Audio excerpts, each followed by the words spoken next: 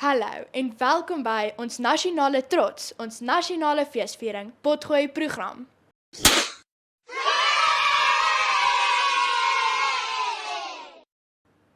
Hier praat ons oor die nasionale dag van maande en vandag praat ons oor die nasionale dag van November.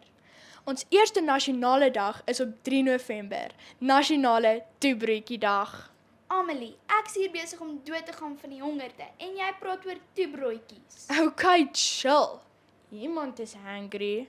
In elk geval, ons volgende nasionale dag is op 8 November, nasionale cappuccino dag. Jy kort 'n cappuccino vir energie.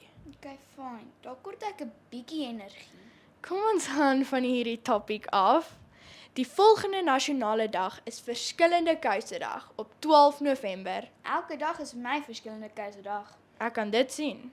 Dis totally nie offensive nie. Okay, jammer. Raai wat ons volgende nasionale dag is.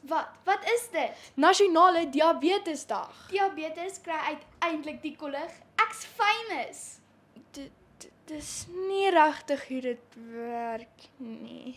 Amelie, Ons volgende nasionale dag is op 21 November, nasionale TV-dag. perfekte tyd om vir my juffrou te sê om die klas te verdaag sodat ons almal sofa-pokkas kan wees op die bank vir die TV. Weet jy wat sal perfek gaan met nasionale TV-dag? Popcorndag?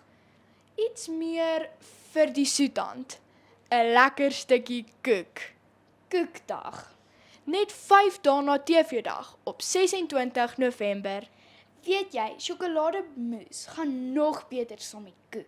Daar is ook 'n nasionale moesdag. Ek weet, dis op 30 November. Nou is ek regtig lus vir 'n stukkie sjokoladekoek met moes op. Wie's nou hungry, Amelie? Okay, Zanel. Dankie dat julle ingeskakel het By ons nasionale trots, ons nasionale feesviering Potgooi program.